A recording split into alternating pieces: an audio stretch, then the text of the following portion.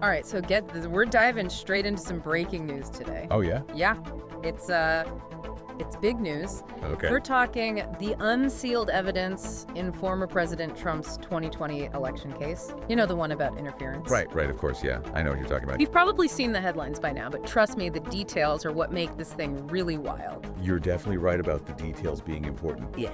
Here's the thing, though. What I find most captivating isn't so much the what, but more like the why now.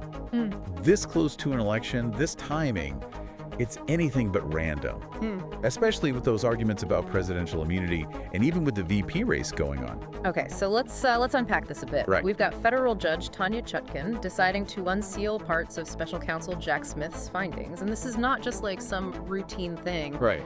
These documents include grand jury testimonies, behind-the-scenes conversations, like we're talking the works here. Wow. It's like getting a sneak peek into Trump's inner circle right after that 2020 election. Yeah, it's not just a peek, though. It's more like Smith is trying to build a whole narrative here. Okay. I mean, he's meticulously laying out this case, suggesting that, these actions weren't just some frustrated candidate blowing off steam or something. Yeah. Smith is going with the angle of this being a calculated plan to interfere with or maybe even completely overturn the election results. And the evidence he's bringing forward, it's pretty compelling. There's even this one scene described almost like it's right out of a movie where Trump is told that Mike Pence has been taken to a secure location. Oh, wow.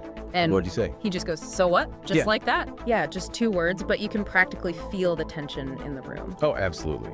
It really gives you a sense of the mindset during those critical moments. Yeah. And this seemingly small detail, it acts as a bridge to a much bigger question, presidential immunity. Right, because that whole "so what" thing went down during the January 6th stuff, right?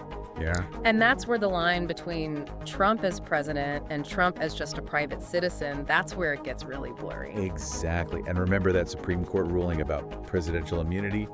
It's important to keep in mind that the Supreme Court didn't just give presidents a get-out-of-jail-free card. They actually said that any actions a president takes as a candidate, those actions aren't shielded from prosecution. And that distinction, that's exactly what Jack Smith is banking on. So he's basically saying there's a difference between like President Trump and candidate Trump when it comes to, if he broke the law or something. Yeah, exactly. Yeah. And what he's arguing is that everything we're seeing in this unsealed evidence, especially all that stuff around January 6th, that all falls under like candidate Trump territory. Which would be a huge deal. Absolutely. Because if he can convince a court of that, then poof goes the whole immunity defense. Exactly. It's definitely a bold move, no doubt about it. But you got to think about what that means for a second. I mean, if a president knows they can't be touched by the law, even when they're acting in their own self-interest as a candidate, that kind of undermines the whole idea of checks and balances. Yeah, yeah, for sure. Okay, so that's the presidential immunity angle. But you mentioned earlier that this also ties into Mike Pence and even this current VP race that's going on. Yeah, absolutely. And that's where things get even more interesting. See, Smith's arguing that Trump wasn't acting as president during those key moments, right? So to make that argument even stronger, he's also implying that Pence wasn't just following Trump's orders as VP. Hold on, I'm a little lost on that point. Can you help me connect the dots there? Yeah, so basically Smith is saying that Pence, at that time, he was acting either as a candidate himself or in his role as president of the Senate.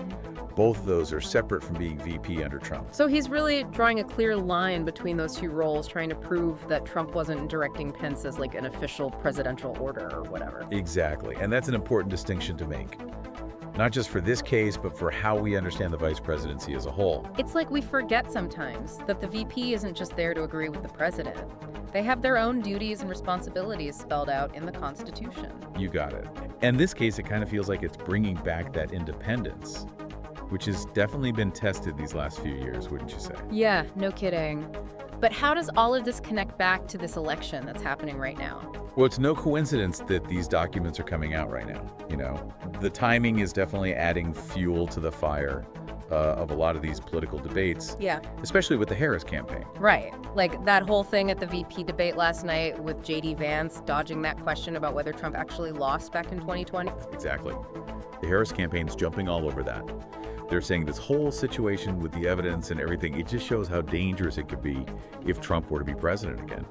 Their point is if he wins in 2024, he might feel even more invincible, even less worried about the law, especially considering everything that's happened. Yeah, talk about giving them something to talk about. So it's not just about the past, it's about how this case, this whole thing with the unsealed documents could actually affect what happens in the election. Exactly. It's like throwing gasoline on an already out-of-control fire. We're in the middle of this election, tensions are high, and then suddenly, boom, you've got this legal battle going on that makes everyone think about these big questions, about power, about accountability, even what it really means to be the president. Okay, but let's be real here. This is just one case, right?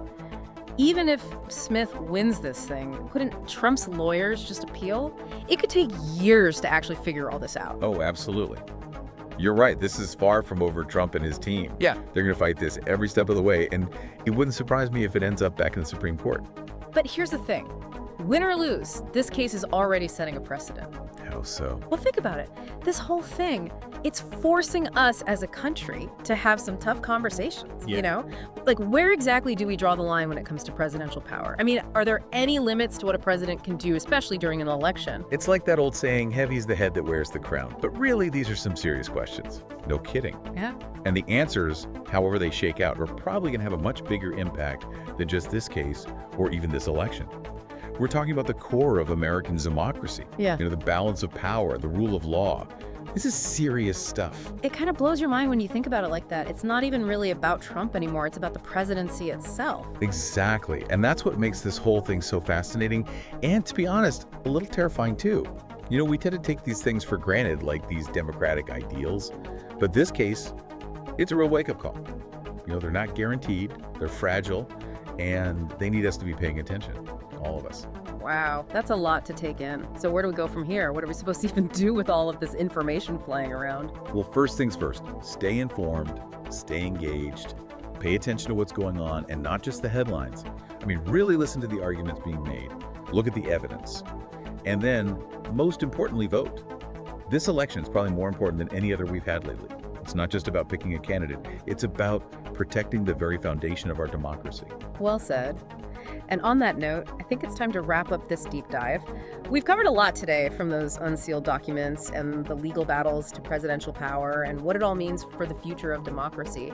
It's been intense, it's been eye-opening, and maybe a little unsettling. Like they say, knowledge is power. Yeah. Even when that knowledge makes us face some hard truths. Couldn't agree more. Thanks to all our listeners out there for joining us for this deep dive. Stay curious, stay engaged, and most importantly, take care of yourselves and each other.